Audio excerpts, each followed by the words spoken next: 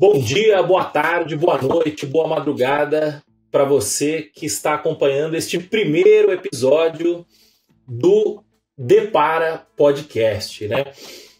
Eu não sei de onde você veio, eu não sei se você veio através da minha divulgação, se você veio através da divulgação do Rodrigo.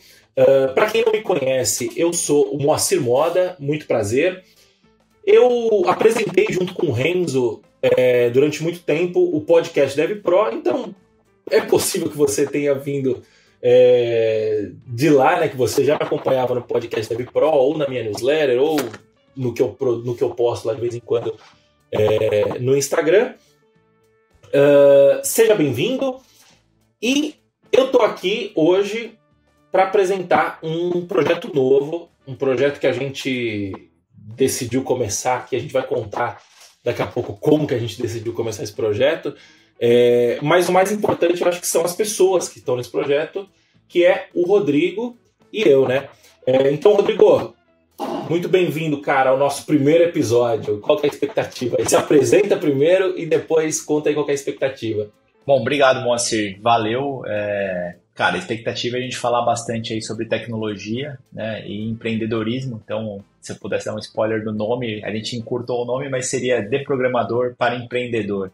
Tem bastante coisa para a gente falar aí sobre esses bons anos aí que estamos na luta, na batalha. Exatamente. Qual que é a ideia desse podcast, né? É o que o Rodrigo falou. A ideia é a gente compartilhar a nossa experiência. Nós temos um background muito parecido, eu e o Rodrigo. Ambos somos programadores, ambos somos empreendedores, mas a gente tem uma diferença, um contexto diferente que traz uma visão muito diferente do que é empreender com tecnologia, né? Eu empreendo com tecnologia num modelo bootstrapped, né? Então, ou seja, a minha empresa, o Tintim, é um software as a service que o dinheiro que financia o crescimento do Tintim, ele vem basicamente dos fundadores, né? Meu e dos meus sócios. O Rodrigo, ele fundou a Docket, que também é um SaaS, mas ele seguiu uma trilha um pouco diferente da minha, que é uma trilha VC-backed, né? Ou seja, a Docket, ela é investida, a fonte de financiamento da Docket, de forma bem simplificada, é o investimento de venture capital, né? De fundos de investimento especialistas em venture capital, né? Então a gente tem essas duas diferenças e elas são muito boas porque traz olhares diferentes para as mesmas questões. Eu acho que esse que vai ser o grande barato aqui dessa nossa conversa, né? Qual que é a ideia aqui, né? A ideia é a gente contar a nossa história, qual que foi a nossa trajetória de programador para empreendedor. Até essa é a brincadeira do Depara Podcast, né? O Rodrigo mandou muito bem quando ele teve a ideia desse nome. E, cara, falar assim, quais são os fundamentos que um programador precisa desenvolver para ele conseguir aproveitar qual que é a base que ele tem de programação, a base todas as qualidades que um programador tem e, ao mesmo tempo, quais são esses fundamentos que vão compensar o que um programador não tem, as características que um empreendedor precisa ter e que um programador necessariamente não tem, que ele precisa desenvolver. O que você acha, Rodrigo? É isso? Eu acredito que sim, cara. Eu acho que Depara, para quem é no meio de tecnologia, é um termo comum, né? A gente quis fazer essa brincadeira aí do Depara, né? De fazer um Depara, então fazer um Depara de programador para empreendedor, que eu acho que é o que a gente seguiu aqui, né? Mas talvez, se a gente puder amplificar um pouco aqui, né? O propósito, né? Seria um pouco mais sobre como estar emergido aqui na área de tecnologia e eventualmente fazer uma movimentação para para criar a empresa, né? Enfim, para, né, sair de uma equipe de tecnologia para criar a sua própria empresa, para ter sua própria equipe de tecnologia, para resolver problemas, né? E eu acho que assim você vai aumentando, né, a sua alavancagem tecnológica, né? Acho que um programador pode fazer bastante coisa, né? Mas acho que quando você vai subindo na jornada e depois formando times, né? Criando times de não só de programação, mas de, enfim, engenharia, dados, inteligência artificial, hoje em dia você consegue, cara, construir muita coisa legal, né? E eu acho que assim, cara, quando a gente foi conversando,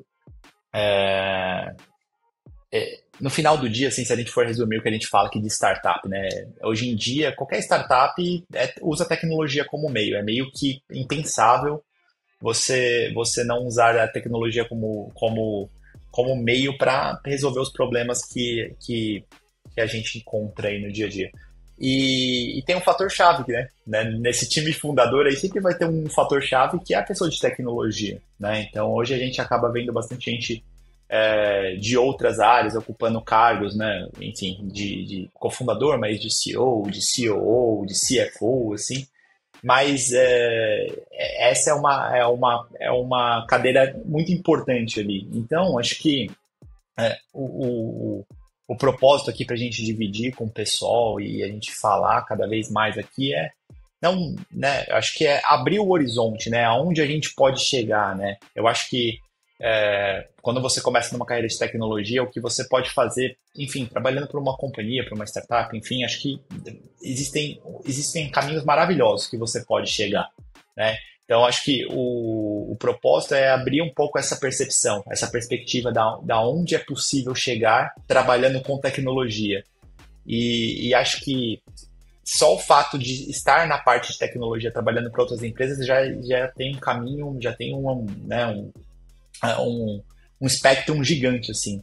E ainda tem um abismo que você cruza, que se você quiser, né, se você tiver essa vontade igual a gente teve, né, que é quase que, sei lá, um chamado, uma vontade interior que é de empreender, existe uma outra jornada que ela pode ser muito grande, assim, né? Então, acho que a ideia é a gente compartilhar aqui, cara, nossos erros, nossos aprendizados, a nossa jornada mesmo ali ao longo no meu caso aqui, né, são 25 anos, apesar de eu ter 37, são 25 anos fazendo isso, então é muito tempo, é um quarto de século fazendo isso, e eu vim desde criança curiosa, né, a trabalhar no mercado de tecnologia em diversas empresas multinacionais até fundar minha própria startup, né, com outras pessoas e, ter conseguido, né, ter uma jornada legal aí que acho que vale compartilhar. Então, a minha visão é muito de dividir isso, né, de contar sobre isso, né, porque assim, se eu conseguir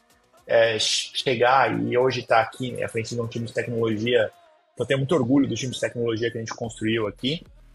Eu acho que as pessoas que nos ouvem, que estão aí começando na área, ou que já estão há algum tempo, ou que têm essa vontade, mostrar que pode também, assim, né? E que a demanda está aí, porque as startups vão continuar nascendo, elas vão precisar continuar tendo times de tecnologia, fundadores de tecnologia, sócios de tecnologia, e é isso. Já pensou? Se alguma pessoa sair daqui, fundar uma startup, cara, empregar um monte de gente, resolver problema, então é isso, assim, sim, cara, um pouco da minha ideia aqui, acho que da nossa ideia do que a gente vem conversando. Show de bola, cara. Você falou nas possibilidades, né, do programador. Tem um amigo meu, o Henrique Bastos, que ele falou uma vez para mim uma frase, ele fala recorrentemente essa frase, que é o seguinte: todo mundo já entendeu a capacidade do programador de fazer dinheiro, menos o próprio programador. Você entendeu? Então, assim, é lógico que essa é uma frase provocativa, né? Mas eu acho que ela diz muito sobre o que a gente está pretendendo fazer aqui, né? Muito humildemente também, porque eu acho que eu tenho muito a aprender ainda, eu não tô, sei lá, nem 10% de onde eu quero estar, mas a gente já percorreu, assim, principalmente o Rodrigo, né, que tem uma experiência um pouco maior que a minha, bem maior que a minha, na verdade. A gente já percorreu um caminho ali e a gente tem alguma coisa para contribuir, né? E principalmente contribuir para esse lance do programador enxergar o quão raro ele pode se tornar como ativo, né? A gente está falando de empreendedorismo aqui, mas não necessariamente você que está ouvindo a gente, você não precisa necessariamente, nossa, eu tenho um sonho de fundar uma startup e tal. Cara, a sua capacidade de... Se você entender um pouco mais sobre negócio, que eu acho que essa é a intenção aqui, a gente trazer uma visão de negócio, a visão de negócio que o programador precisa desenvolver para poder alcançar outros patamares, né? Seja uma liderança mais executiva, seja a fundação de uma empresa, eu acho que isso está muito nesse potencial que o próprio programador não enxerga, sabe? Eu demorei algum tempo para enxergar esse potencial. Não sei acho que até a gente pode até virar um tema, de fato, para a gente poder desenvolver isso, né?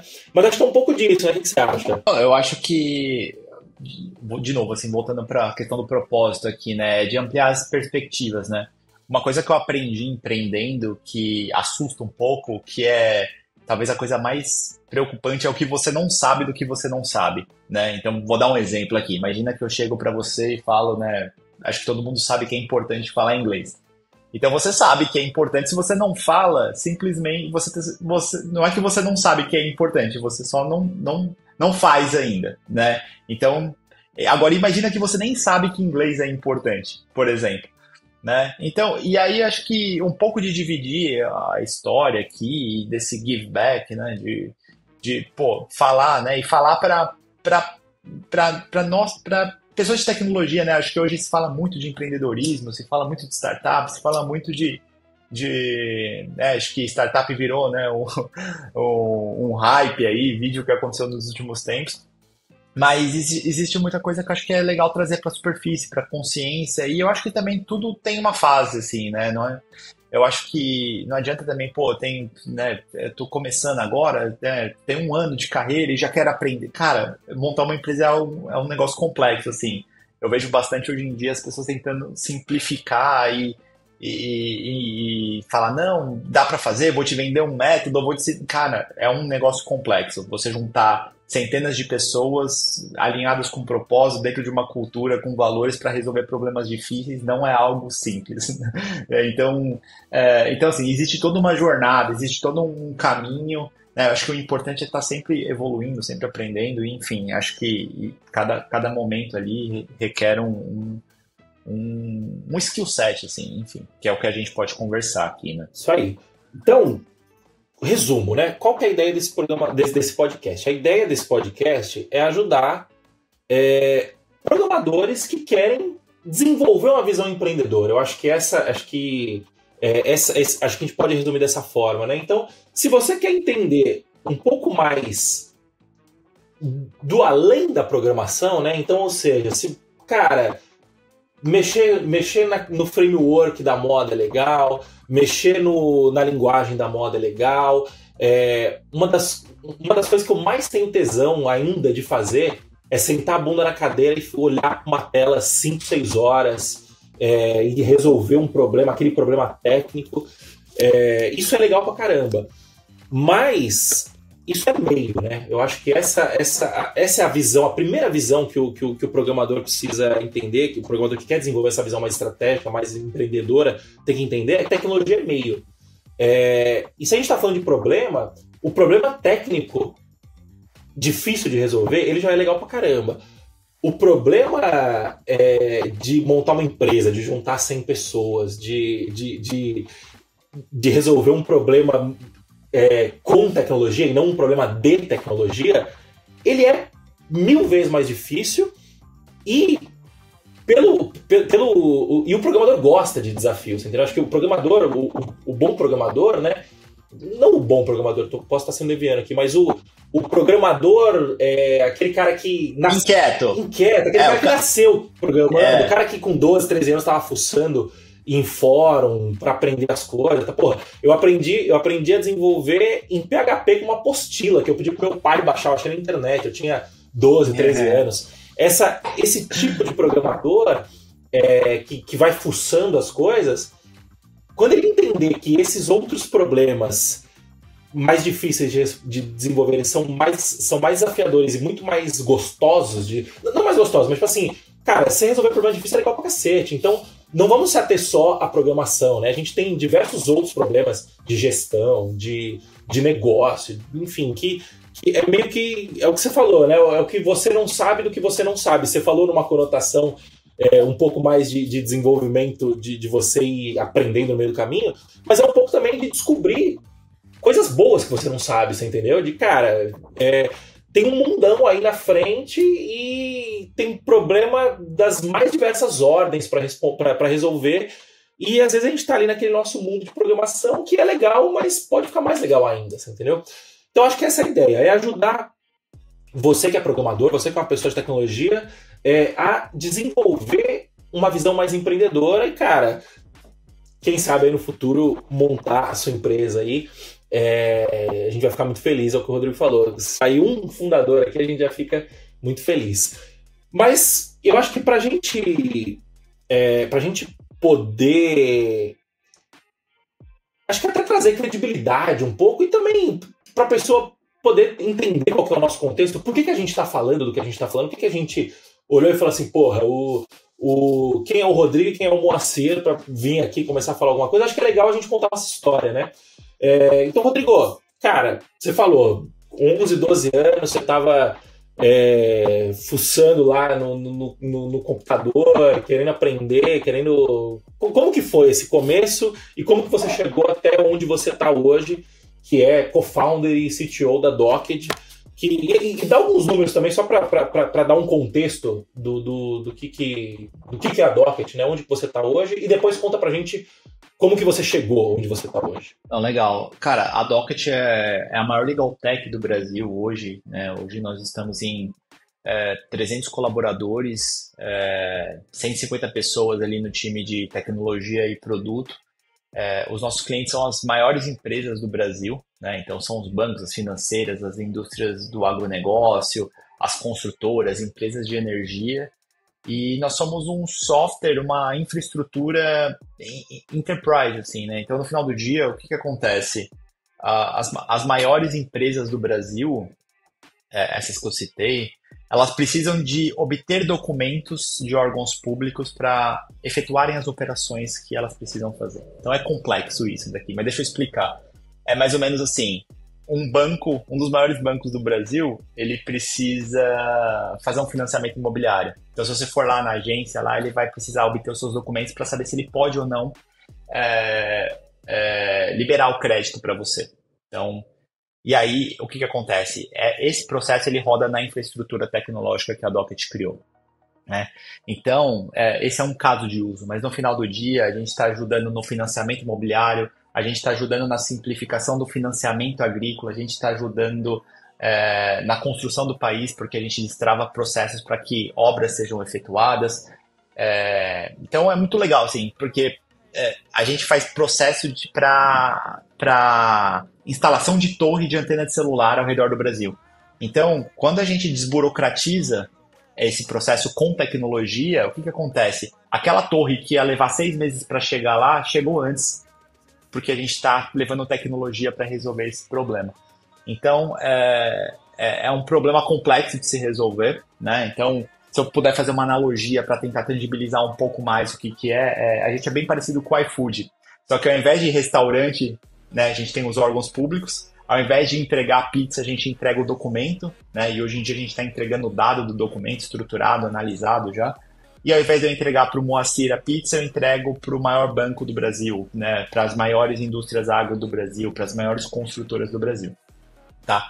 Então, a Docket é um pouco isso, assim, né? Não sei se eu comentei, acho que a gente levantou, aí você comentou, né? Apesar da gente ser uma empresa VC-backed, ou seja, a gente levantou dinheiro com Venture Capital, com as melhores firmas aqui da região, enfim, a gente começou a empresa bootstrapped e depois de um ano a gente optou por seguir esse caminho de VC, então a gente já levantou mais de 150 milhões de reais, que está grande parte desse dinheiro sendo investido em tecnologia. Tá? Então acho que esse é um resuminho rápido do que a Docket faz. Enfim, aí é um pouco da onde a gente está, mas enfim, depois a gente pode comentar bastante sobre isso, mas Hoje, cara, eu tô com 37 anos, né? A minha paixão, né, e o meu começo com tecnologia começou quando eu tinha 11 anos, né? Então eu já tô há mais de 25 anos fazendo isso. Então, apesar de eu ser relativamente novo, né, eu já tô há um quarto de século fazendo o que eu faço, assim. E é muito louco, porque eu vi muita coisa acontecendo, tipo... E aí, sei lá, vou começar a contar da onde, né, do início, assim, né? O meu pai, ele é ainda, né? Ele foi por muito tempo gerente de projetos, assim, então tinha um quê de estar dentro do mercado de tecnologia, de estar dentro de consultoria, que 25 anos atrás, by the way, era tipo, bem diferente, assim. Talvez acho que esse era um elo que me conectou com essa área, que eu comecei a saber que isso existia, né? Porque é difícil você desejar alguma coisa que às vezes você nem sabe que existe, é aquilo que você não sabe do que você não sabe. Então, de certa forma, eu sabia que existia. E assim, o Moacir, 25 anos atrás, cara, não era trivial você ter um computador em casa, igual a gente tem hoje, todo mundo tem um computador, um notebook, um computador no seu bolso, né, um celular. Os celulares de hoje, assim, meu Deus, assim, são coisas hiper potentes, né? 25 anos atrás, era um negócio muito difícil de você ter, né? Um computador, né, dentro de casa. E por algum motivo, X ainda, que eu tento descobrir, mas eu quis ter um computador, né? E aí eu fui convencer meu pai ali com 10, 11 anos que eu queria ter um computador, porque eu queria mexer, eu queria brincar, queria aprender com aquele negócio. E aí foi meu primeiro ponto de convencimento, né? Porque, cara, já hoje em dia não é um negócio tão, né? Não é a coisa mais cara do mundo, mas também não é uma coisa barata, né? Naquela época era uma coisa quase impossível, né? E da onde a gente veio, assim, cara, nós somos família rica, né? Assim, era um negócio que tinha que ter um certo esforço, né? Então, convenci meu pai, convenci minha mãe que eu queria ter isso. E eu lembro quando eu ganhei isso, foi muito engraçado, porque foi num Natal. E aí eu cheguei em casa, os meus pais tiraram de um cobertor o computador e, cara, eu me emocionei pra caramba, assim, fiquei muito feliz, assim. E é engraçado, né? Porque a emoção, ela te marca, né? A emoção boa e a emoção ruim, né? Então, eu tenho essa imagem clara do apartamento, dessa cena acontecendo. E aí eu consegui. Então, assim, foi o meu primeiro ponto ali com a tecnologia. E você pediu, tipo assim, da onde que veio a ideia de querer ter um computador? Então, eu não sei, cara. Eu não sei. Eu acho que porque eu sabia que meu pai trabalhava com tecnologia de alguma forma. Eu acho que eu já tinha visto alguns computadores. Você chegou a ter... 5 anos atrás. Deixa eu te perguntar, assim, só para dar um contexto, né? Eu e o Rodrigo, a gente estudou na mesma escola. A gente não é amigo de lá. O Rodrigo tem 37, eu tenho 32. Eu tive muito mais contato com o irmão dele, né? O Fê tem 33, né? Imagino eu. Ele era, acho que, um ano mais velho que eu. E lá, só que a gente estudou na mesma escola, mas a gente acabou se reencontrando depois, né? Assim, não me lembro do Rodrigo lá na escola, né? Imagino que ele também não lembra de mim. Mas o professor Pedro, não sei se você teve aula com o professor Pedro, ele dava uma aula ele ensinou HTML. Eu aprendi HTML com o pessoal da turma de cima. Ele ensinava aqui na 6ª série, eu estava na 5ª série, eu tinha alguns amigos na 6ª série, e eles ensinavam. Dali foi quando eu comecei a aprender de fato. Quando eu cheguei com o professor Pedro, eu já sabia alguma coisa, porque eu pegava do pessoal da turma de cima. Você entendeu? Você chegou até essa aula com ele também? Maravilhoso. Cara, é engraçado você lembrar disso. Eu acho que ele começou com o professor Pedro era um professor de história, tá? Exato, tipo, que não tinha absolutamente nada a ver. E eu acho que, assim, na vida, às vezes acontecem umas coisas que você não consegue explicar, que te colocam onde você... Então, assim, o professor Pedro era um professor de história, né, desses tradicionais de escola, e por algum motivo ele levou lá, a gente estudou numa escola de freira, né, pra irmã lá, pra diretora, que ele queria ensinar a informática pra galera, programação, e ele começou a fazer esse projeto que, olha o desdobramento disso, né, assim, cara, ele teve algum efeito né, a gente lembra, tá falando dele aqui no primeiro episódio, assim, então, olha o poder de você, né, provocar, de você mostrar que existe, de você deixar a pessoa tocar, ter contato. Então, sim, acho que começou lá no meu ano e a gente ia para uma sala de informática. Cara, era raro, 25 anos atrás. E a nossa escola não era uma escola de classe média, uma escola boa, né? Não era enfim. E tinha lá 10 computadores, tinha que dividir a sala em dois, assim. Então, começou ali.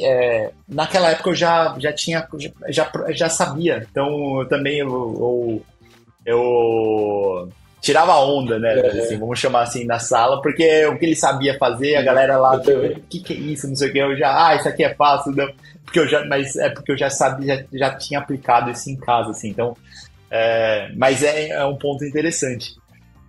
E aí, assim, o que aconteceu? Depois que meu pai deu esse computador, eu passava dia e noite na frente daquele negócio ali. E eu sabia que nesse mês, era 1997, algo do tipo.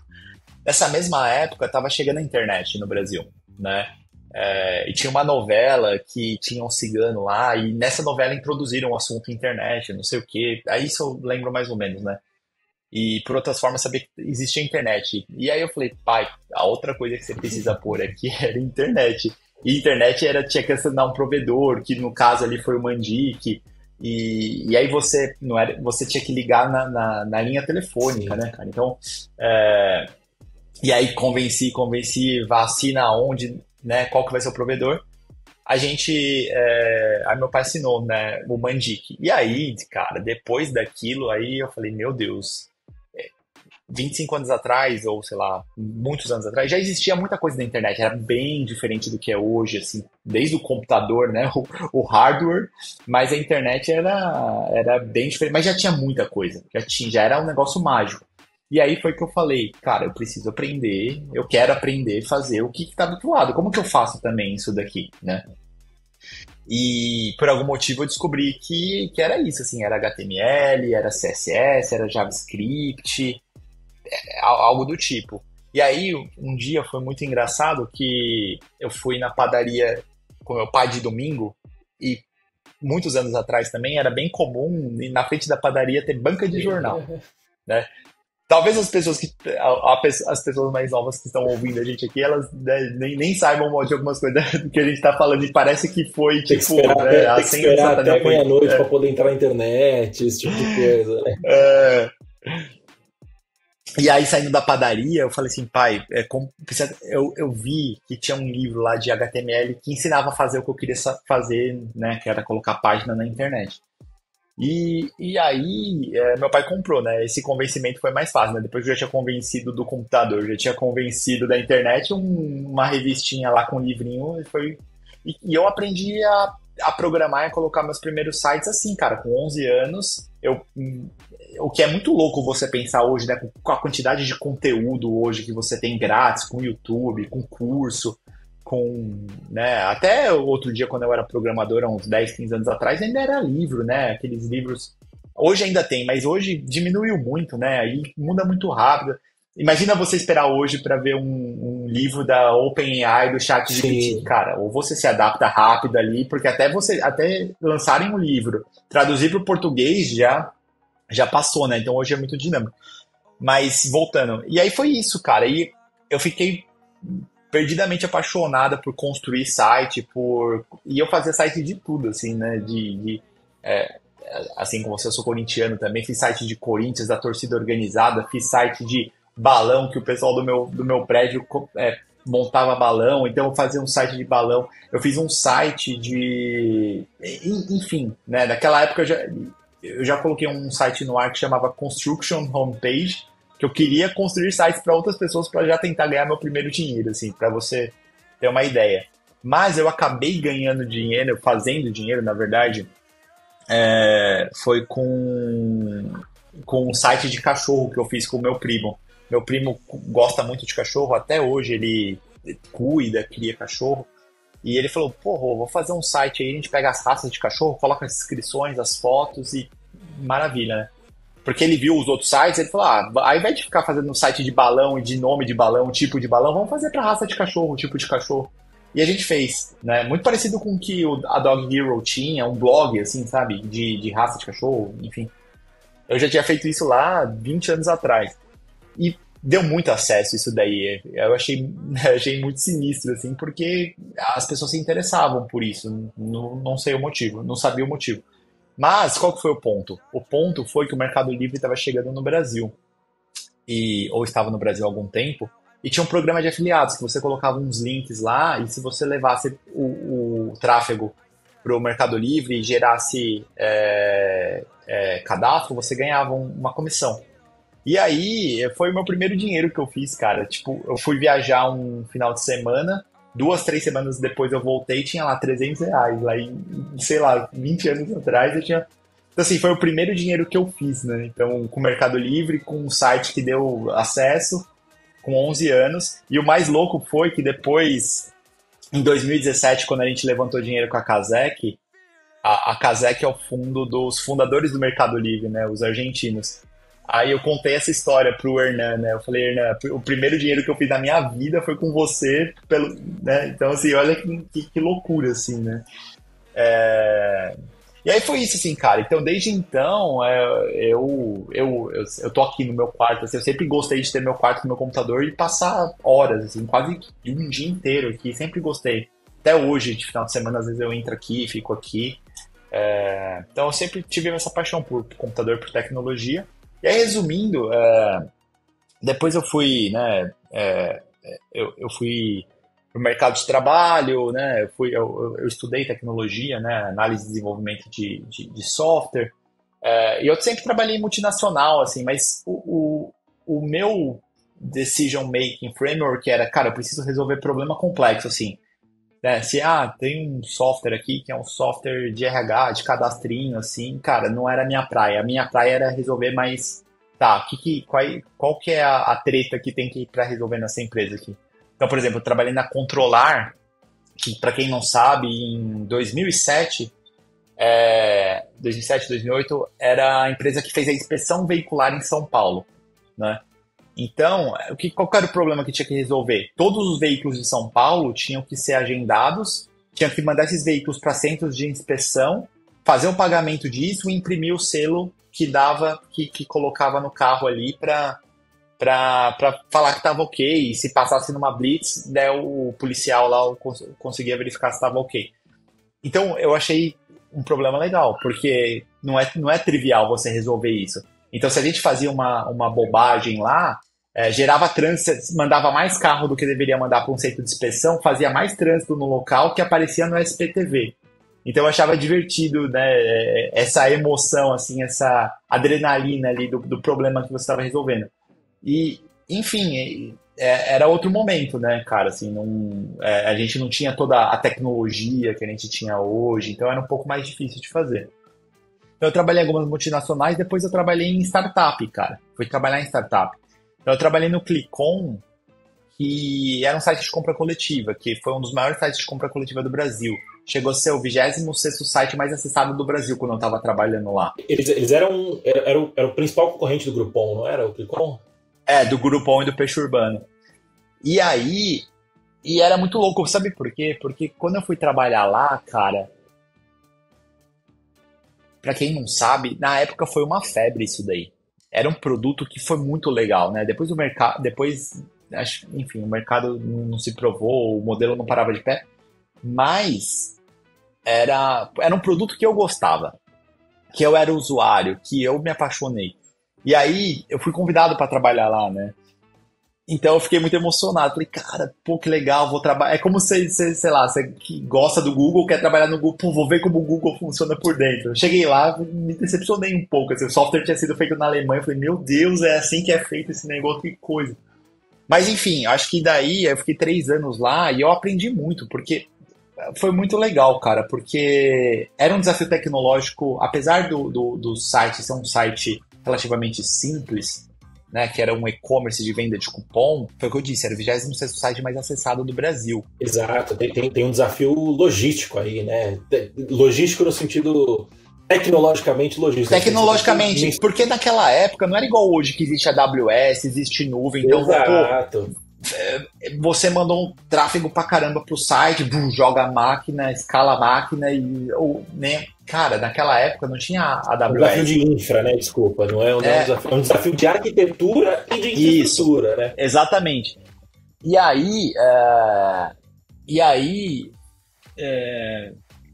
era isso, assim, a gente tinha que conseguir resolver os problemas ali com a tecnologia que tinha na época. Então a gente teve que reescrever esse software que foi feito na Alemanha, que foi legal também, assim, porque não ia parar de pé. A gente tinha que resolver esse problema do data center, que não era simplesmente você escala com código, com infraestrutura. Não, tinha que ligar no data center, assinar contrato, comprar mais máquina. Era um negócio bem maluco, assim.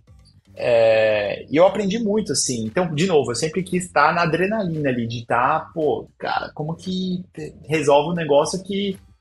E era muito louco, assim, porque se o site ficasse 5, 10 minutos fora, era milhares, milhões de reais, às vezes, de deixar de faturar, assim. Então, tinha... Naturalmente, você, cria um senso de urgência, você aprende bastante coisa. Mas nessa época foi que eu falei, eu fui trabalhar numa startup. E naquela época não era startup igual é hoje, mas já era uma empresa diferente, de tecnologia. Eu falei, puta, é isso, cara. Só que é 2010, 2011, mais ou menos? Por aí. E aí eu falei, o que eu comecei com 11 anos lá, de começar a resolver problema com tecnologia, eu falei, cara, é isso que eu preciso fazer, isso, é esse tipo de... Eu já tinha trabalhado em multinacional, assim, falei, puta, multinacional não é pra mim, cara, isso aqui...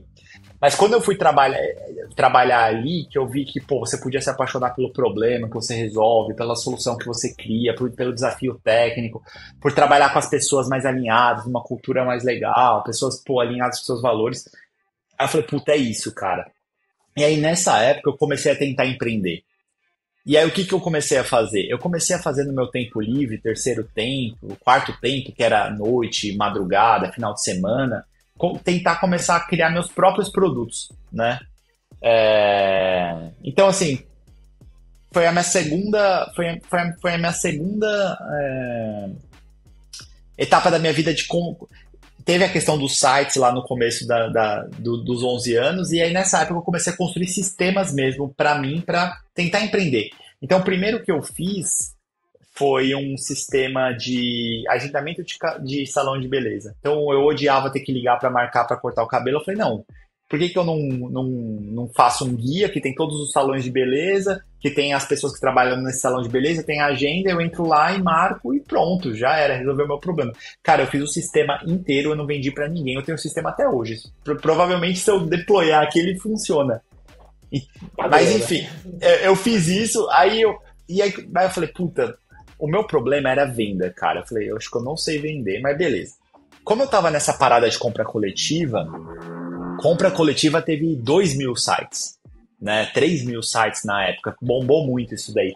E as pessoas compravam do Groupon, compravam do Peixe Urbano, compravam do Clicon. E aí se perdia, né? Acabava perdendo os cupons. O que eu fiz? Eu fiz uma carteira, um wallet, pra conseguir juntar esses cupons aí, assim, sabe? Pra você não perder isso daí. Sabe que hoje que você tem uma carteira de moeda digital que você junta ali tudo? Eu fiz para juntar os cupons desses sites. E aí, esse produto eu consegui dar uma escalada, consegui ter alguns usuários, né? Alguns bons usuários, enfim. E eventualmente eu vendi esse produto, né? Essa empresa, para um competidor que chamava Organizaí, que... Enfim, depois tem uma história legal sobre esse exit aqui que depois eu posso contar, mas... Então eu consegui fazer um produto, enfim, eu fiz outros produtos também, né? Mas eu sempre esbarrava na venda. Eu falei, cara, eu acho que, eu sei construir produto, resolver problema, mas eu não sei vender, então... E aí teve meio que um momento ali que eu, meio que desisti. Eu falei, cara, isso aqui não é pra mim, eu vou continuar trabalhando aqui, né? E aí, eu sempre tinha na minha cabeça, eu falei, cara, se alguém tiver um problema para resolver e conseguir vender, talvez eu possa, né, ajudar com o que eu sei, com o que eu vinha desenvolvendo desde os 11 anos.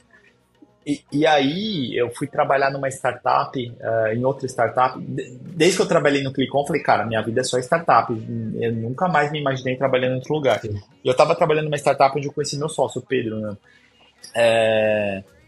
E a gente trabalhou lá, era um software de cashback, a gente estava resolvendo um outro problema complexo também, a gente integrou com as maquininhas da rede, enfim, também foi um período muito legal. E aí, cara, meio que eu parei de querer empreender, mas eu sempre... A gente que é programador, assim, cara, e você vai subindo na carreira, você sempre também vai recebendo alguns convites, né? Tipo, pô, vamos montar uma empresa, não sei o quê. E a minha esposa, eu já tinha casado, tava casado recentemente, né? Minha esposa, ela sempre tinha um frio na espinha, porque eu chegava numas ideias e falava, pô, amor, fui convidado pra montar um Uber de helicóptero, acho que eu vou, não sei o quê, porque eu tinha essa chama, né? Ela falava, meu Deus, que é isso, assim? Fica onde você tá, a gente acabou de casar, tem um monte de dívida, tem um monte de... Mas enfim, o Pedro, meu sócio, cara, chegou um dia e falou assim, pô, eu tenho um amigo, que era o Flávio, que é meu outro sócio, que tem um problema para resolver, que era insider do mercado, trabalhando em construtora, que sabia desse problema que eu contei aqui, né, que a Docket resolve. E aí ele veio falar comigo no dia do meu aniversário, 11 de setembro de 2015. E eu levei isso para minha esposa e ela falou assim, agora eu acho que você tem que ir. Porque a minha esposa trabalhava na Dow, que era uma agroquímica gigantesca, assim. E ela trabalhava com esse problema, com essa dor que eles queriam resolver, cara. Uhum. E aí foi isso, assim, né? No outro dia eu já voltei e falei, cara, tô dentro e bora pra cima, vamos fazer isso. E aí o mais maluco foi que toda essa experiência que eu fui construindo dos 11 até 8 anos atrás, construí um monte de software que, porra, não foi pra frente porque eu não sabia vender, ou não, achava que não sabia vender. Tudo isso me deu bagagem pra quando a gente foi fazer o setup da Docket, foi muito rápido, foi um mês, porque eu já fazia isso, já treinava isso, né? Então, em um mês, a gente conseguiu fazer os 3 sistemas que precisava fazer para a empresa acontecer, e pouco tempo depois a gente já fez a nossa primeira venda, né? E poucos meses depois aí eu me desliguei da onde eu estava e foquei 100% na Docket, né? Enfim, aí começou a jornada Docket, que aí são 8 anos, que é outra história, assim. Mas eu até me estendi um pouco aqui na história, né? Porque é isso, foi o que eu falei, cara, tem 37 anos, né? Sim. Mas são 25 anos fazendo isso, né, cara? Então... Eu usei 25 minutos aqui para resumir 25 anos, assim. Então, mas é mais ou menos como eu cheguei aqui, né? E aí, a jornada Docket é uma jornada à parte, né? Porque são anos de... Startup fala que são anos de cachorro, né? Um ano são 7 anos, então já tô, sei lá, meio século aqui na Docket. Né? E eu acho que os problemas da Docket... são os problemas que eu acho que a gente... Você vai acabar contando a história da Docket quando a gente for entrando nos temas, né, nos tópicos, porque é o problema do empreendedor, de fato, né? Eu não sabia desses seus produtos, né? Isso que eu acho que é legal. O programador, no fim do dia, ele é um cara de produto, né? Um cara que quer dizer, tem um programador bem técnico, eu conheço gente muito técnica. De, tipo, é mais raro, né? O cara que vai resolver o protocolo, que vai ser enabler para conseguir fazer com que o Spotify exista. Cara, é mais raro, mas geralmente a gente está construindo software, né?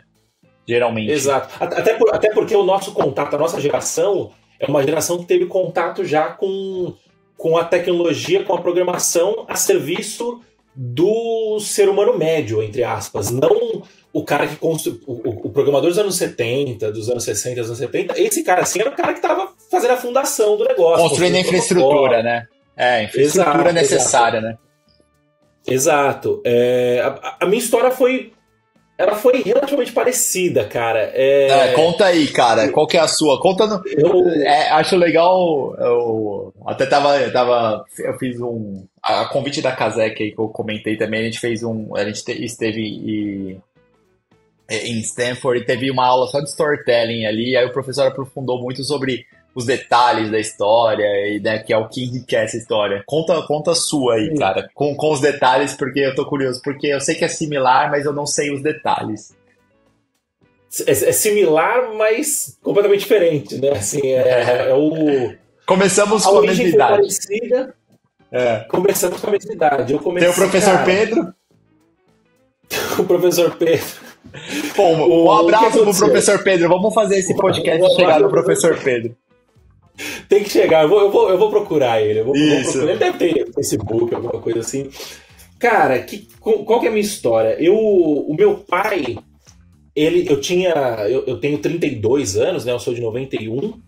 Então, sei lá, em 96, 97, o meu pai, ele teve um computador, ele tinha um computador em casa. Os meus pais eram separados, né? Eu ia pra casa do meu pai no final de semana. E o meu pai tinha tipo assim, o patrão dele precisava pagar a comissão. Meu pai era vendedor, o patrão dele precisava pagar a comissão dele e falou, cara, quer levar esse computador aqui? Você vai me ajudar? Eu tô com problema. Nem sei como é que foi. Eu sei que as circunstâncias da vida colocaram um computador na casa do meu pai. E o meu pai era uma pessoa, assim, meio interessada, tal. Ele nunca foi um cara de tecnologia, mas ele sempre foi um cara, assim, ele sempre foi um usuário, um heavy user de computador. Tipo, sei lá, ele fez curso de CorelDRAW nos anos 2000, sabe? 2001, 2002. Então, ele sempre foi um cara também interessado, acho que eu puxei um pouco isso dele, né? Então, quando eu tinha 5, 6 anos de idade, eu já ficava desenhando no Paint, ficava fazendo essas coisinhas simples lá no Windows 95, né? E sempre curioso de como que isso funciona. Eu sempre tive muito esse lance de porquê. O porquê das coisas sempre me pegou, sabe? Eu gosto muito eu faço psicanálise hoje em dia porque eu quero entender por que eu penso dessa forma. Eu gosto de filosofia porque eu quero entender por que o mundo funciona dessa forma, por que o ser humano funciona assim, né? Então acho que esse lance do porquê sempre me pegou, né? E aí, cara, eu gostava de ficar mexendo no computador, mas era usuário, né? Então, sei lá, a gente ia fazer campeonato de futebol de botão, eu ia passar férias lá no meu pai, aí meu vizinho, a gente ficava jogando futebol de botão, aí eu ia lá e imprimia uma súmula, tá ligado? Tipo, o fulano fez tantos gols, tal, o espacinho pra preencher lá e tal. Então eu ficava fazendo isso, mas sempre no porquê, né? Eu lembro que eu tinha sabe aqueles gravador gradiente, que era vermelho, amarelo? Sim. Que você colocava fita cassete e tal. É muito louco, o nego não vai saber o que é isso nunca, né? O moleque, a pessoa que tá olhando aqui falando que não conhece o disquete, por exemplo, o símbolo de salvar, ele não vai saber das nossas referências. Eu tinha um gravador daquele, e aí um dia eu peguei uma chave de fenda e desmontei ele inteiro, para tentar entender o que aconteceu lá dentro, né? E não consegui remontar, obviamente. A minha mãe ficou puta comigo, que porra, você... Enfim, caramba, você desmonta as coisas, você não termina nada que você faz, tal, não sei o quê. Hoje eu percebo que é uma característica da minha forma de pensar, enfim, né? E ela também não sabia, coitada. E aí, eu sempre fui nesse do fuçado, porque uma vez eu lembro que alguém falou pra mim, meu pai, acho que os arquivos que não tinham um ícone para poder abrir, eles não serviam para nada. O que eu fiz? Eu abri lá o Explorer que tinha no Windows, listei todos esses arquivos e apaguei. Falei, vou ajudar meu pai, não serve para nada, eu vou apagar. E aí apaguei um monte de DLL, apaguei, enfim, teve que formatar o computador, perdeu todos os arquivos, né? Eu acabei com o computador. E, cara, mas isso que era bacana, de fuçar, fazer um monte de coisa, descobrir um monte de coisa, ver que dá errado, aí aprende que não podia fazer, mas faz, assim, sabe? Porque assim, quando eu peguei o computador antes da internet lá, cara, não tinha muito o que fazer no computador, eu ficava fuçando, abrindo tudo, apagando, eu tinha que reinstalar o Windows 3.1 de novo, era isso, assim. Eu fiquei doido quando eu aprendi a formatar um computador, que eu falava, aí eu queria montar do jeito que eu queria. Então, era esse lance, né? Não tinha internet. Isso a gente tá falando de... Você falou que 97, 98 você foi pela internet. Foi por aí também, 99, 2000. Então eu ficava fuçando, né? E não podia usar a internet. Tipo, a gente tá gravando aqui 6h25 da tarde. Na internet de escada, se você subisse e entrasse na internet de escada às 6h25 da tarde, a sua conta ia chegar a R$1.000 de conta no final do mês, né? E aí eu comecei a fuçar. Aí os meus amigos mais velhos tiveram a aula com o professor Pedro, né, de HTML. E aí eu fui na casa de um amigo meu uma vez, ele, cara, eu tô fazendo isso, ele mostrou o site que ele tava fazendo. Eu falei, caramba, que da hora, porra, eu quero aprender a fazer isso. E aí, quando eu ia com meu pai no final de semana, eu ficava na internet procurando como que fazia. E aí fui fuçando, entrava no webmasters.com.br, lá tinha um monte de tutorial, e fui aprendendo, fui fuçando, fiz um site no .kit.net antes de ter aula com o professor, né? Só que o que eu fazia? Como eu não tinha computador em casa, era só no final de semana, eu ficava durante a semana escrevendo código num papel. Então eu escrevia o HTML, head, body, e escrevia todo o código frame, usava muito frame na época, né? E aí chegava no final de semana eu passava limpo. E olha que coisa de maluco, né? E aí beleza, e sempre pedindo pro meu pai um computador, pra minha mãe. Só que era foda, a gente... os meus pais eram pessoas de classe média baixa e toda a grana que eles tinham, assim, excedente, ia pra escola, né? A gente estudou numa escola muito boa, que era uma escola cara para os padrões. Acho que até hoje deve ser uma escola cara, né? E a grana que meu pai tinha, que minha mãe tinha, era pra colocar na escola e custear você, tem o passeio, tem o material, o uniforme, né? E aí sobrava pouco, né? A gente nunca passou fome, nunca passou aperto. Aperto de grana passava, mas nunca passou fome, tipo, nossa, não tenho o que comer e tal, graças a Deus. Mas era uma classe média baixa, né? E sempre pedindo e tal, e minha mãe, não dá. Eu sempre tive as coisas um pouquinho mais tarde, né? Então, tipo, eu tive meu PlayStation 1, só que eu tive, sei lá, 2 anos depois que foi a febre, de fato, tal. Super Nintendo, 2 anos, sempre foi assim, um pouco mais sofrido, né? Até que com 12 anos, mais ou menos, eles me fizeram uma surpresa e me deram um computador também, um computador usado, era um Pentium, era um Celeron 2, sei lá, nem lembro qual que era. Era o equivalente a tipo um Pentium 3, alguma coisa assim, sabe? Que na época já era um pouquinho defasado. E aí eu comecei a fuçar, e aí foi isso também, né? Não parava mais. Internet, eu lembro que minha mãe ficava puta que o telefone não... O pessoal queria falar comigo, queria falar com a gente, na verdade, né, no final de semana com ela, ninguém queria falar comigo. E não dava porque a linha estava ocupada, porque eu estava na internet, né? E aí, cara, a loucura da internet. Casar, Winamp, ICQ. Eu gostava muito de Photoshop também, eu sempre gostava muito de ficar mexendo com imagem, com arte. Tutorial, fazia muito tutorial. Eu lembro que tinha um outro moleque lá no Sion, que era o Daniel, que ele tinha um site de anime. Então era um site que listava os animes para baixar. Tipo, era um site de pirataria, né? Na época a gente nem tinha noção do que era isso e tal. E eu queria fazer essas coisas. E aí, tipo, tinha uma seção que era história. Qual que é a história do Goku? A história do Gohan. Então era meio que um marketing de conteúdo já. É muito louco. A gente não sabia o que a gente estava fazendo, né? Era simplesmente fazendo. E também, acho que o mais legal é que era fazer por fazer, né? Não tinha um interesse comercial, não tinha... Não, eu vou estudar a tecnologia porque alguém falou para mim que é o futuro, a tecnologia. Graças aprender, a Deus, né? É uma coisa... Exato, era pelo desafio de aprender coisa nova, né? De conhecer novas coisas, né? E aí, cara, fucei bastante, sempre fui muito fução, aí baixei essa apostila de PHP, fui aprendendo a programar em PHP e tal. E blogger na época, eu tive blog, tive fotolog. Você falou uma palavra aí, tutorial. Isso era uma febre. Hoje tem, né? Mas não se fala tanto isso, tutorial, né? Hoje é mais vídeo, né? Mais curso. Mas era páginas de tutorial, tinha os menus de tutorial, né? Assim.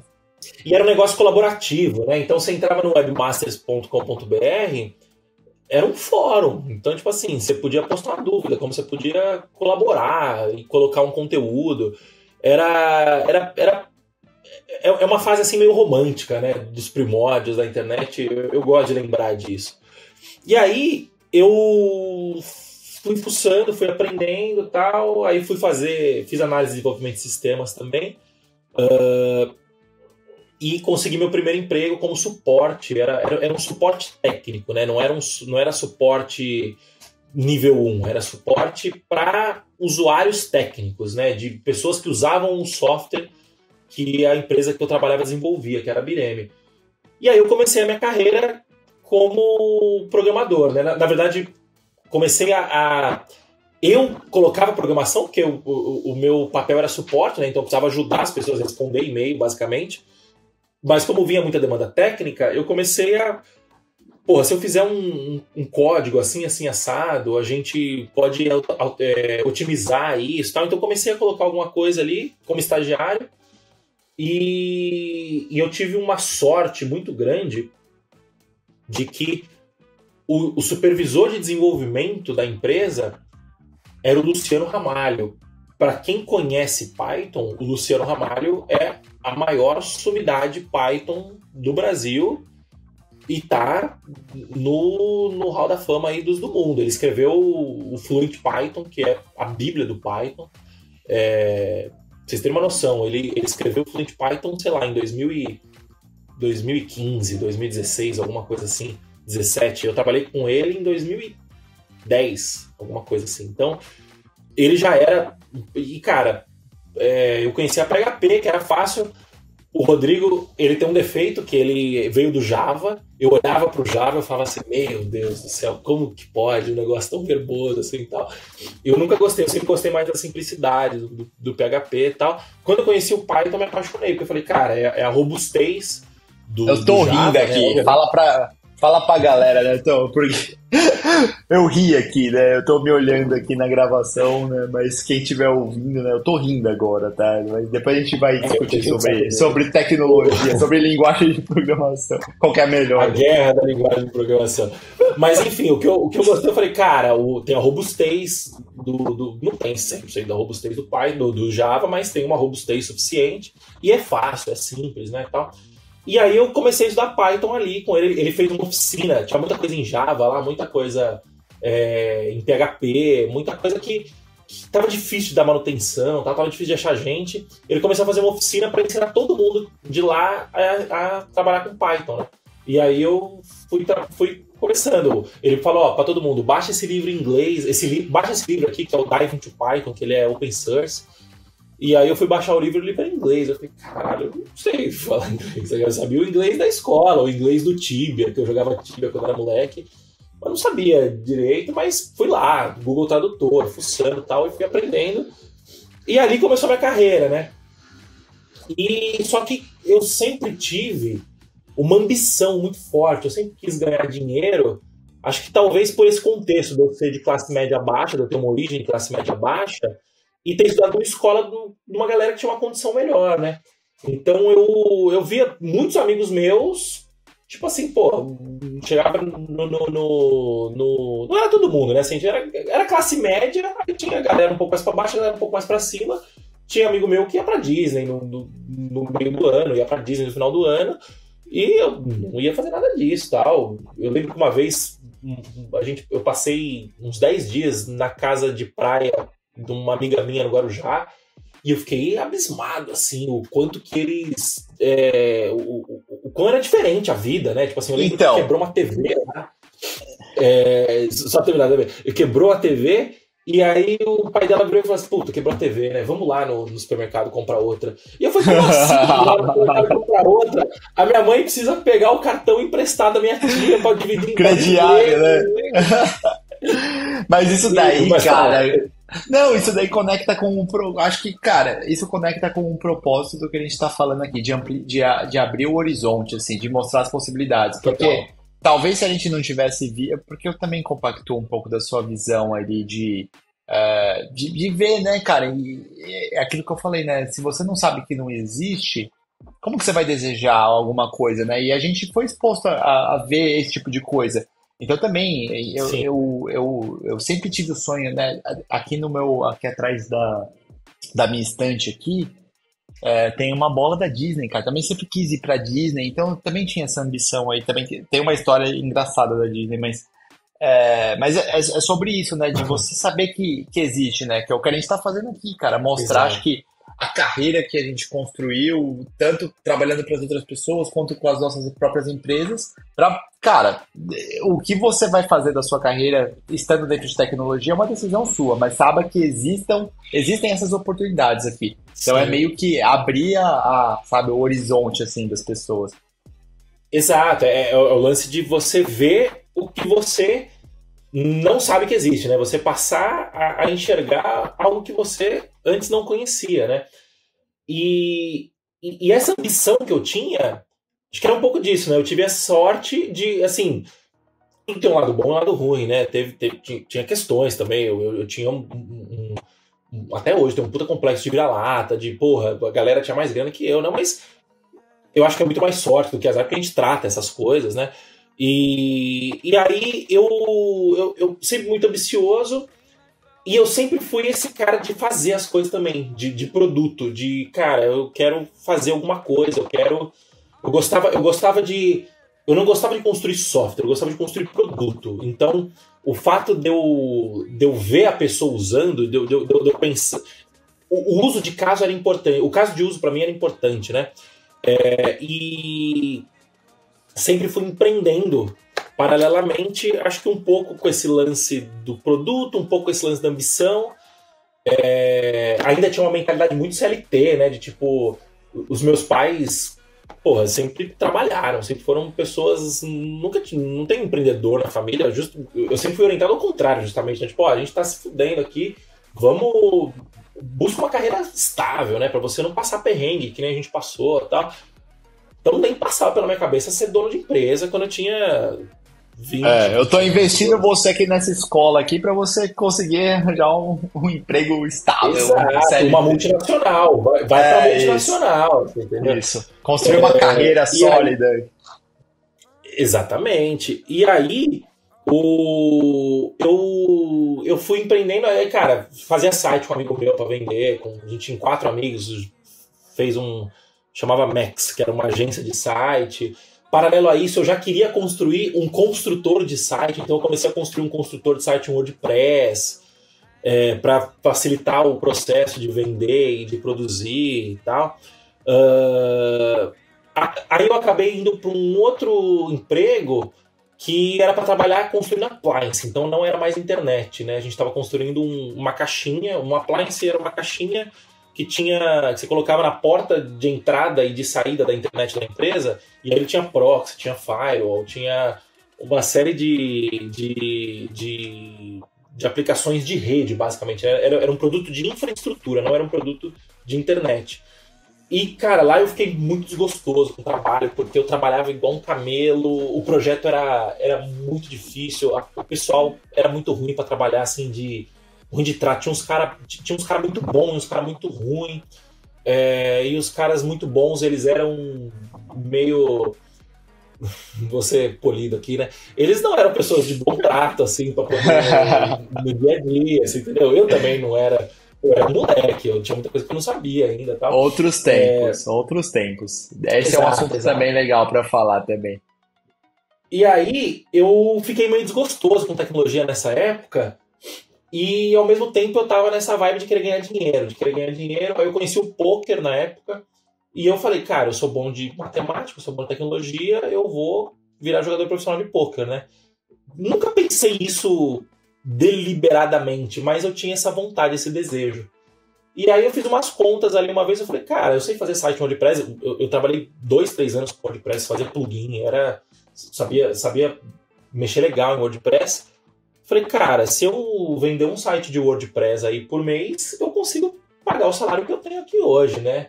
E não preciso ficar atravessando a cidade, trabalhando social, aguentando esse bando de gente chata aqui. E aí pedi as contas e fui trabalhar de casa. E aí, enfim, aí encurtando a história, né? Eu trabalhei um tempo de casa, nunca consegui virar jogador profissional de pôquer, porque pôquer não é sobre número, pôquer é sobre gente, e eu era ruim com gente, né? Todo programador, é difícil ter um programador bom com gente, assim, naturalmente, né? Isso é uma habilidade que se desenvolve, né? E aí eu, cara, empreendi em outros segmentos. Eu tinha uma impressora que imprimia foto de Instagram e fazia evento de casamento, falava o pessoal postar uma hashtag, a impressora imprimia, eu entregava como lembrancinha e tal. Mas sempre foi meio que side job, eu nunca investi de fato e vou construir uma empresa, né?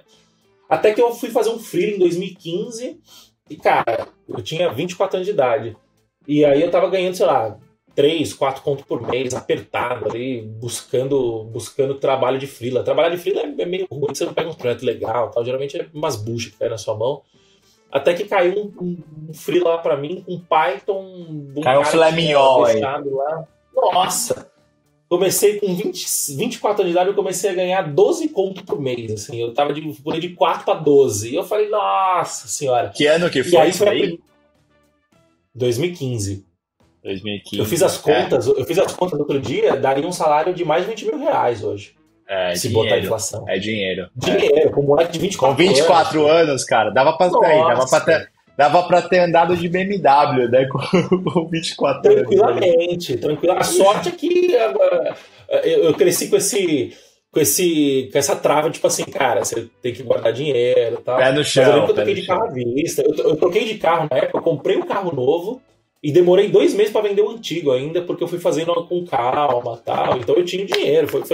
Fiz um pezinho de meia, mas principalmente senti o gostinho de ganhar dinheiro, a primeira vez na vida, sabe? De virar e falar assim, pô, eu posso fazer balada. Eu conheci a Natália nessa época, né, minha esposa.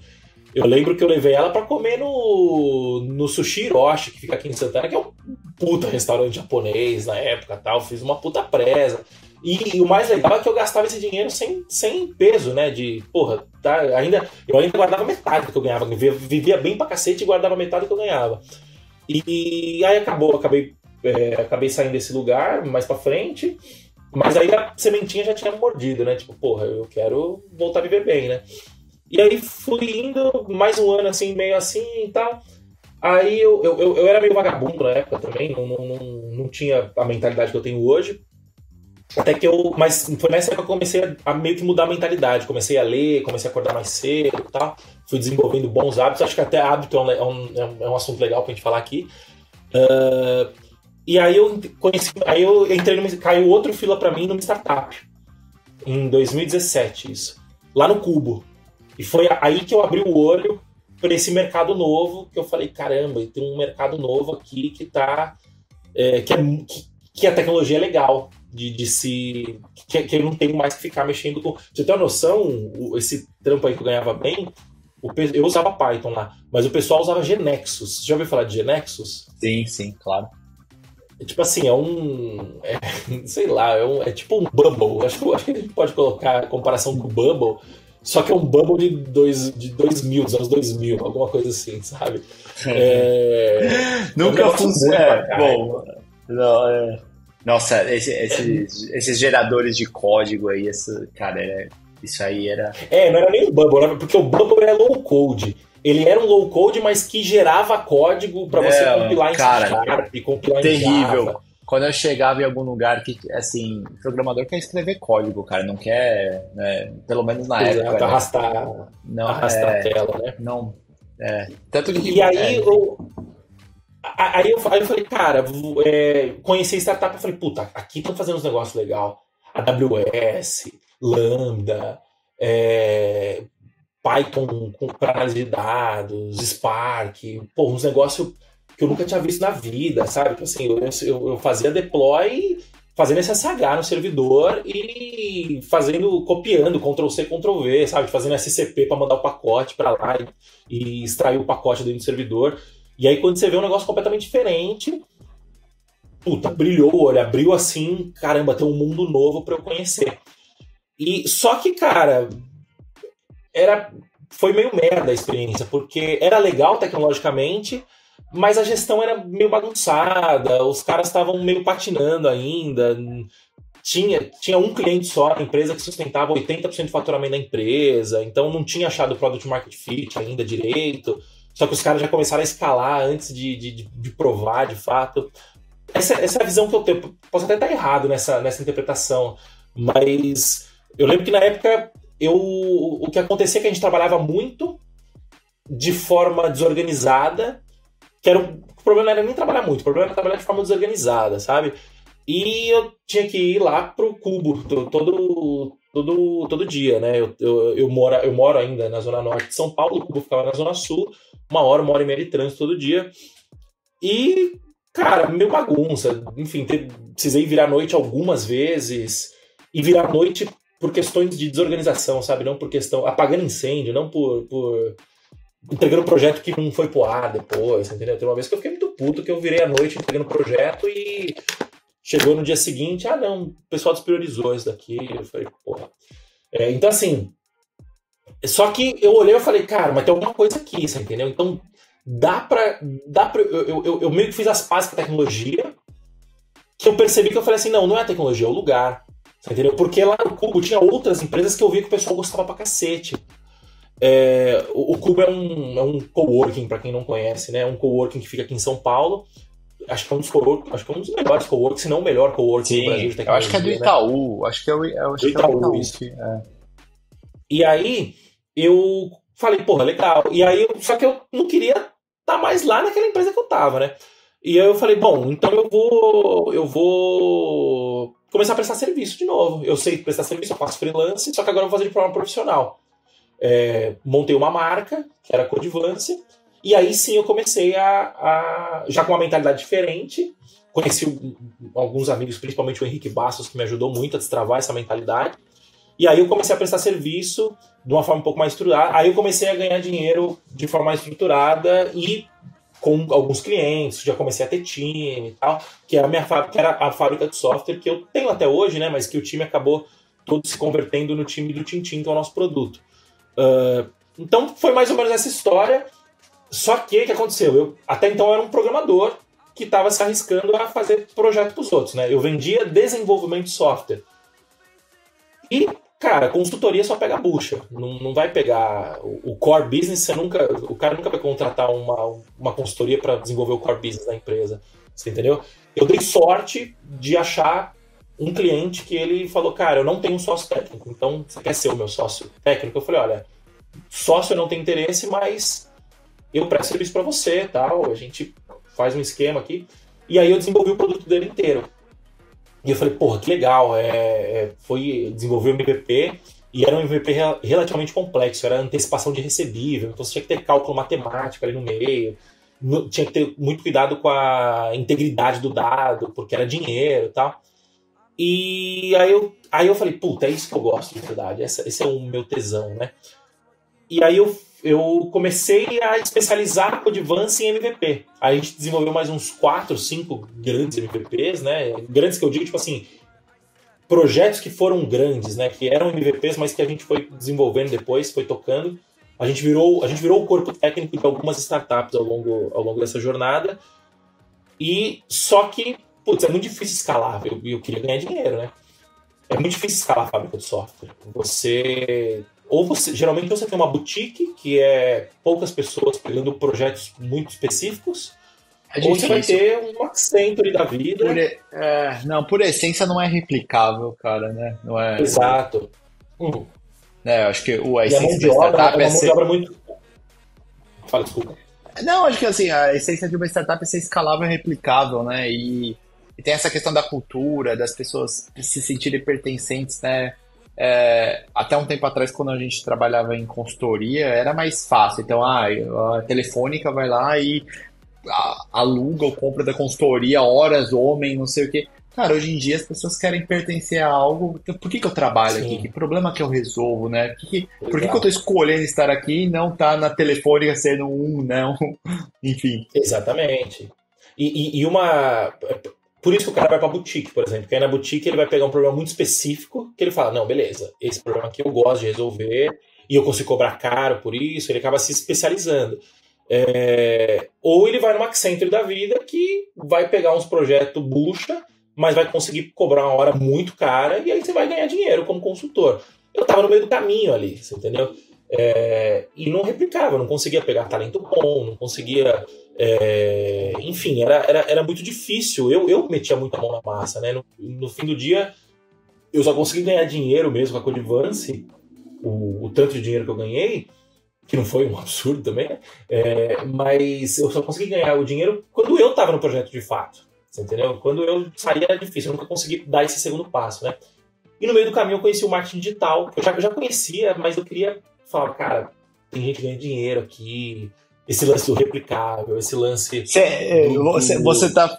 Desculpa te interromper, mas esse é um assunto interessante pra gente falar também, né? Porque, e não tem nada de errado, tá? Já também gosto bastante. Sim. Mas eu acho que um propósito seu muito forte ali, ao longo dos anos, e o motivador, acho que é bastante a questão do dinheiro, né? Acho que muito pelo que você contou ali, né? Assim, acho que...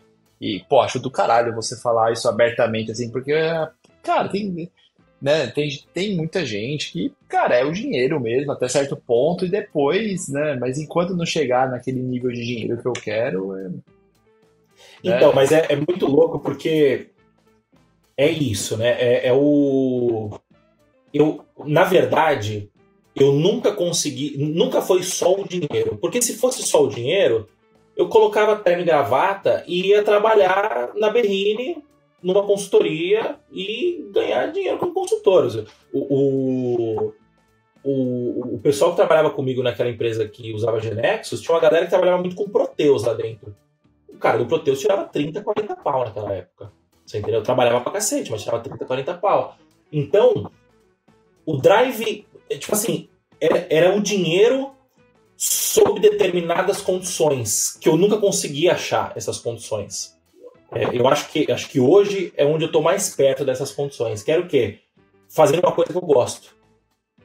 Então, tipo assim, eu gosto, eu sempre, por exemplo, produzir conteúdo, eu gosto. Quando eu entrei no marketing digital, que eu virei sócio da Python Pro, que depois virou Dev Pro, era para falar sobre tecnologia, era para vender tecnologia. Então eu sempre gostei de tecnologia, sempre foi só que eu não conseguia enxergar a diferença. Eu não conseguia eu não conseguia enxergar. Você gosta de dinheiro e de tecnologia. E é dos dois, né? É dinheiro com tecnologia. Exato. Porque é super nobre, né? Você tá lá, pô, marketing digital é igual tecnologia pra mim, é o meio, não é o fim, né? Tô no marketing, tô no mercado de tecnologia. É o meio, né? Mas, cara, porra, você tá ensinando outras pessoas a terem uma profissão, que é uma profissão também super valiosa, que vai ajudar outras pessoas a construírem coisas, resolverem problemas, e tá nesse ambiente aqui que a gente tá conversando, né? Cara, eu conheço, hoje eu trabalho no mercado de marketing digital, né? O Tintim, eu até nem falei do Tintim, vou falar daqui a pouco. O Tintim, ele é uma solução que atende agências que prestam serviços de marketing digital para negócios tradicionais, geralmente, né? Eu conheço, estou há 3, 4 anos nesse mercado, eu conheço bastante gente já nesse mercado. Tem muita gente que vende muita coisa que eu olho e falo, cara, se eu vendesse isso eu ia ganhar muito dinheiro, mas eu não vou vender isso porque isso vai contra meus princípios, entendeu? Eu não faço um julgamento de valor da pessoa, não faço um julgamento de valor de se a pessoa tá certa. Mas para você não funciona, né? Exato, eu não ia conseguir botar a cabeça no travesseiro e dormir tranquilo, você entendeu? Então, acho que respondendo essa pergunta, né? O drive é a grana, mas acho que ser feliz era o mais legal, você entendeu? Tipo, sim. Só que eu quero ser feliz com dinheiro no bolso, você entendeu? Tipo assim, na minha cabeça, é muito mais difícil você ser feliz passando perrengue do que você ser feliz com um problema de dinheiro resolvido, você entendeu? Sim. Vamos fazer um episódio aqui falando só sobre dinheiro, cara. Cara, tabu, eu acho. É um puta tabu, exatamente. É um puta tabu. É feio você falar que você. Eu vejo. Quer ganhar dinheiro. Eu aprendi muito isso com você, inclusive, de tipo assim, de eu chegar num lugar e falar assim, cara, eu quero ganhar, sei lá, 100 pau por mês, 200 pau por mês. O nego olha pra você, tipo assim. Tipo assim, é um misto de. Chega até a ofender um pouco, sabe? Do cara olhar e falar assim. Você é um par mesmo. Como ousa. E você. Exato. Você entendeu? Tipo assim, você tá. É um misto de esse cara é louco, com esse cara enfim, eu acho que é um bom. Mistura muitas coisas, né? E aí, enfim, resumindo a história, né? Aí eu fui pro marketing digital, trabalhei 3 anos na Dev Pro. Foi onde eu aprendi a empreender, de fato, porque, curiosamente, a gente ensinava a tecnologia, mas tinham poucos desafios tecnológicos na empresa, porque o mercado de educação online, ele é um mercado, basicamente, ele é um mercado que já tem uma fundação própria. A Hotmart, você consegue subir um curso para a Hotmart e, enfim, sem precisar ter um programador do lado, sabe?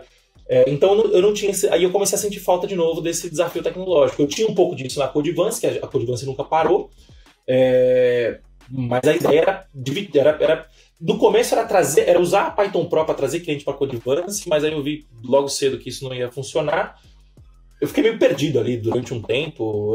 Acho que até esse inclusive foi um erro que eu posso ter demorado um pouco para corrigir, de ficar nessa dualidade, né, part-time nos dois negócios.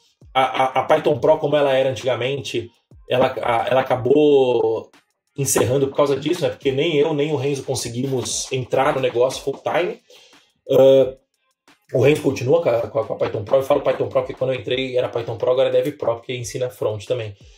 Ele continua com a Dev Pro, mas num modelo um pouco diferente, não, sem aquele marketing que a gente fazia antes, uma força comercial, força de marketing, vendas mais forte, que era eu responsável. Mas eu aprendi a vender nesse meio do caminho. Eu aprendi a fazer oferta, eu aprendi aprendi persuasão, aprendi comunicação, aprendi storytelling. Eu fiquei 2 anos produzindo podcast lá, que foi uma puta escola de oratória, uma puta escola de se portar na câmera, né? Isso daí é interessante, acho que conecta com o que eu estava falando, né? Que não é em vão, né? Quando você está se desenvolvendo, aprendendo, eventualmente você está melhorando a sua caixa de ferramentas, né? Então, Exato. e é o que o Steve Jobs fala lá naquele discurso em Stanford lá, né? Você só consegue conectar os pontos olhando de trás para frente. Então, esse skill que você aprendeu, ele é uma ferramenta que você tem hoje para você aplicar. Aqueles produtos que eu construí quando eu estava no Click-On, que parece que eu só perdi tempo, quando eu fui começar a Docket, foi a ferramenta que eu tinha, que se eu não tivesse, eu ia ter que aprender tudo para... Então, assim, e Exato. aí olhando de trás para frente, você vê como as coisas se conectam, assim, sabe? Exatamente. E o Tintin nasceu disso, né? Até falando um pouco do Tintin, o que o Tintin faz? O Tintin, ele rastreia vendas que acontecem dentro do WhatsApp. Então, você tem, sei lá, 93% da população utilizando... Sei lá, não, né? Isso é um dado. 93% da população brasileira utilizando o WhatsApp. Muita gente comprando dentro do WhatsApp. Muita gente vendendo dentro do WhatsApp. Você tem Facebook Ads, que é um grande gerador de negócio hoje. Acho que é o maior gerador de negócio na internet hoje, junto com o Google. E quando o cara entra para o WhatsApp, ele não sabe mais nada que está acontecendo lá. E isso é um problema grave nas agências de marketing digital. Por quê? Porque o cara não consegue mensurar se o trabalho dele está dando resultado ou não. Ele precisa recorrer a métodos muito arcaicos, né? Então, ficar preenchendo planilha, ficar avisando... Ele tem que fazer uma reunião semanal para o cliente fazer um reporte de vendas para ele, entendeu? Então, é um business bem... É um business bem difícil de operar. E aí, cara, essa dor, eu sempre senti essa dor de rastreamento, né, de identificar caminho de venda, né, a jornada do cliente.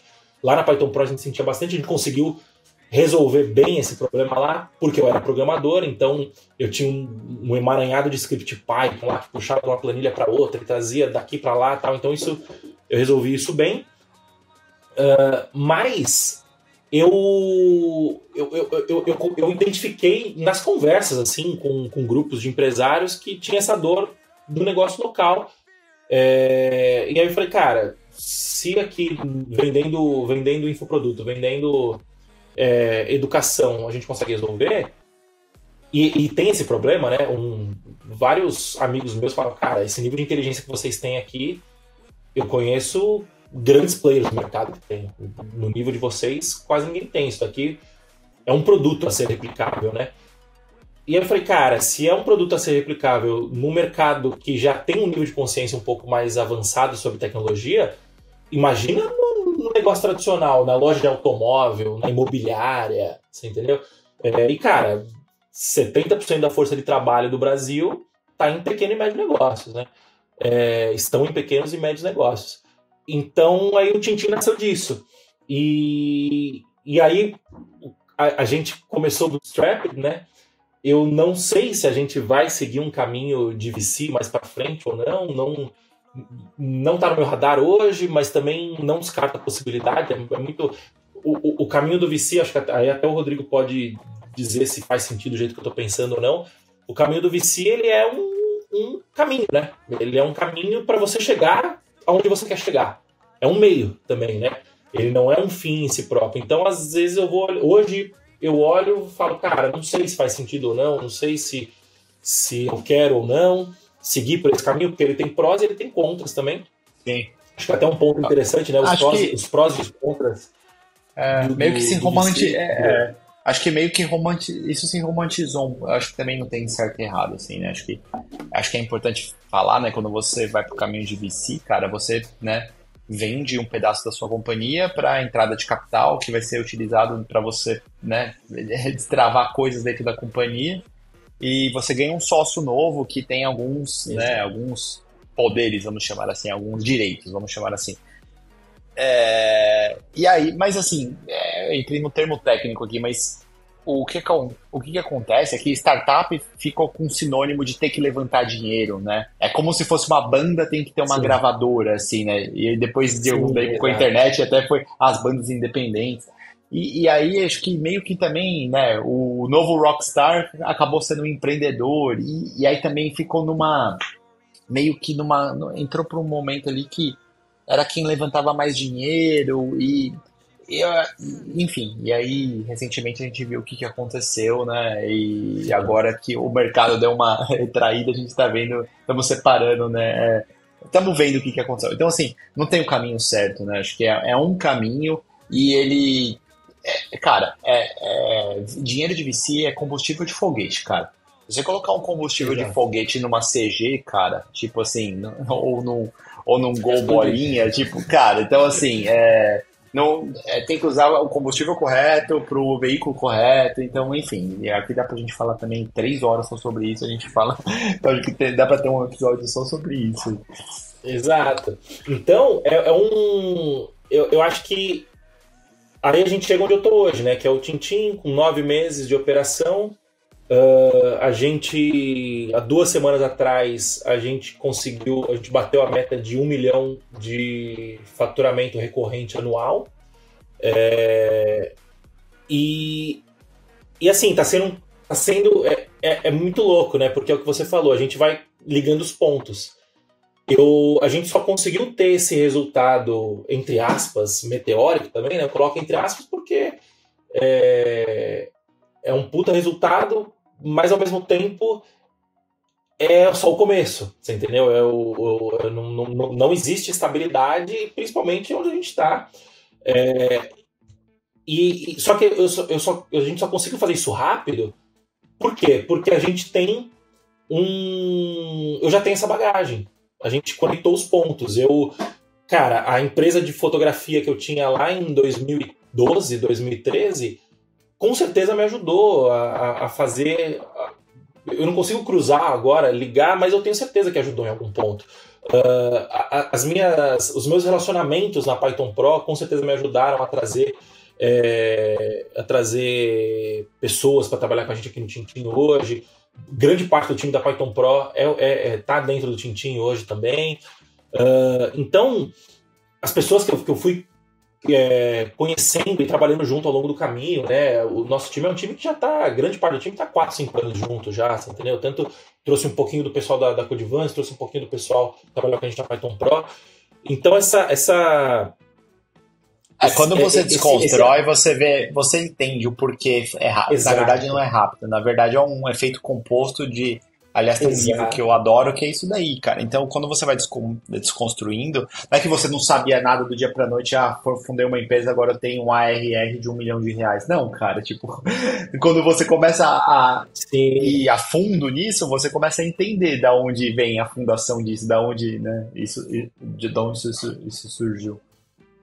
Exato. Então, essa é a bagagem que a gente vai construindo. Então, esse sucesso do dia pra noite que você falou também, ele levou alguns 15 anos. Aí trabalho programa desde os 11, então já são 22.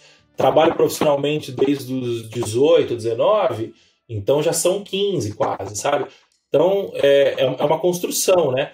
E entender também, eu acho que eu falei isso no começo, acho que é importante falar de novo, a humildade de olhar e falar assim, cara, quando você começa a se desenvolver e a falar assim, cara, eu quero ser bom, eu quero ser melhor, eu quero crescer pra caramba, uma coisa que você percebe é que sempre vai ter alguém muito melhor que você. Assim, você começa a jogar um jogo que aí se você se compara, e essa é a comparação que tem que ser feita, né? Quando você se compara com o seu eu de 3, 4, 5 anos atrás, você fala, caramba, esse cara de 5 anos atrás não tinha a mínima ideia de que eu ia estar aqui hoje.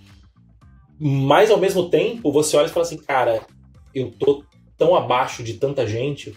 Então, essa humildade de olhar e falar assim, eu acho que o ponto aqui, a ideia aqui, até pra gente já pegar o caminho da roça, eu acho que é a gente entender que, cara, o Rodrigo tem uma trajetória que ele tá bem mais à frente da posição que eu tô hoje, e ele tem muito a contribuir.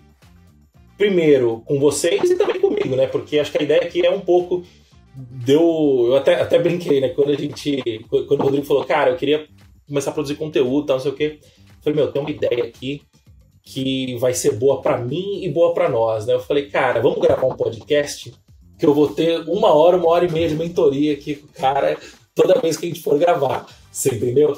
E a gente produz conteúdo também, e conteúdo de qualidade, né? Então, a ideia aqui é, cara, o Rodrigo tem essa experiência que ele tem muito a compartilhar com a gente, eu incluso, e eu acredito que eu também tenho alguma experiência para compartilhar, você entendeu? De outros pontos de vista, um mercado, o mercado do Rodrigo é completamente diferente do meu mercado. O meu mercado é um mercado de pequenas e médias empresas, o Rodrigo trabalha com empresa listada na bolsa. Então, assim, eu acho que vai ser uma troca legal aqui, com a humildade de quem tem muito para aprender e também com a confiança de quem já conseguiu fazer alguma coisa na vida e pode contribuir para quem tá ali no começo e olha e fala assim, cara, porra, eles estão no lugar que eu quero estar hoje, eu acho que a gente pode ajudar. O que você acha? Sim, cara, obrigado pelas palavras, mas também me coloco humildemente também sendo só um caminhante aí da minha jornada, que eu acho que, enfim, é uma jornada longa, né? Eu usei esse termo do dia que eu comecei até onde eu tô hoje, assim, cara, que é 1/4 de século, então é bastante tempo, então tem coisa para compartilhar, assim, mas também eu aprendo com todo mundo, assim, né? Lá na Doct a gente tem um time de 300 pessoas, cara, eu aprendo com todo mundo, gosto de falar com todo mundo, e eu acho que essa troca de experiência, você, né, quando você também ensina alguma coisa, vê que, pô, gerou valor para outra pessoa e a pessoa fica grata ou tem algum... Putz, eu acho isso animal, por isso que eu queria amplificar quando eu falei com você sobre isso, porque eu acho que é algo que me deixa muito feliz, assim, que sai do financeiro, né? Eu acho que você ajudar outra pessoa, eu acho que é animal. Pô, eu aprendo muito, cara, assim, esse tipo de conversa, né? Quando você fala, você tá ouvindo você falar, e quando você... Cara, às vezes, muito possivelmente, não tenha dúvidas, eu vou aprender coisas que eu vou aplicar no meu negócio, cara, de conversar com você ou de pegar algum feedback aqui, porque não é o que eu espero, é porque eu sei de conversar com milhares de pessoas que eu já conversei ao longo dos anos, desde fazer entrevista, desde, pô, conversa com um, conversa com outro, vai num evento, vai numa mentoria, puta, essa força motriz, esse movimento, ele gera, cara, sabe, isso gera a tal da sorte, assim, sabe, de você estar fazendo, tentando, aprendendo, então, enfim, acho que tem bastante coisa aí pra gente aprender junto aí, pô, e de verdade, assim, acho que o que eu espero é conseguir, cara, ajudar, né? Ajudar, assim, se alguém capturar alguma coisa aqui do que a gente falou e conseguir, pô, avançar, e isso já vale os papos aqui que a gente tem, assim, tá? Isso aí. Bom, pessoal, então, esse foi o primeiro episódio do nosso podcast. Quais são os próximos passos agora, né? A gente vai definir alguns temas que eu acho que são relevantes para a gente entender como fundamentos, né? Que eu acho que a gente pode chamar de fundamento. O que você acha, Rodrigo? Quais são os temas fundamentais para o programador que entender no sentido de ou de aprender ou de às vezes de quebrar alguma crença que eu sou uma pessoa muito cheia de crença. Eu sofri bastante ao longo dos anos. De novo, o Rodrigo me ajudou muito a quebrar muita crença, sabe? Então acho que é um lance um pouco de fundamento do que o programador precisa ver que ele não está vendo ainda, e um pouco de crença, de tipo assim, cara, você falar que tá vendo errado eu acho que é muito forte, mas tenta olhar esse ponto que você tá olhando dessa perspectiva, tenta olhar de outra perspectiva, talvez sim, possa fazer um pouco mais sentido. Provocar essa reflexão, você entendeu? De uma visão de quem tá num outro ponto de vista também, né? Tipo, de um cara que não tá mais lá escrevendo código. Eu ainda escrevo um pouco de código, o Rodrigo imagino que não escreva faz tempo, mas que tá sentando em outras cadeiras e essas cadeiras trazem perspectivas diferentes, né? Correto. É isso, muito bom. Muito bom, bora. Show de bola. Então, pessoal, se você ficou até aqui, muito obrigado pelo seu tempo, pela sua audiência. Como é o primeiro episódio, imagino que a gente não tenha Instagram ainda, o site deve estar sendo feito. Mas sigam a gente nas redes sociais. O meu arroba é o Moacir Moda. Qual que é o seu Instagram, Rodrigo? O meu Instagram é Lopes P. Rodrigo. Lopes P. Rodrigo. Então, arroba Moacir Moda e arroba Lopes P. Rodrigo. Siga a gente lá. Eu tenho uma newsletter também que sai todo sábado. Newsletter do moa.substack.com. Eu acho que é isso. moacirmoda.substack.com. Se você quiser ver aí o que eu gosto de falar semanalmente aí de sábado, entra lá, vou ficar muito grato de te receber e muito feliz de te receber, tá bom? É isso, pessoal. Até o próximo episódio. Valeu, falou, tchau, tchau. Valeu, falou.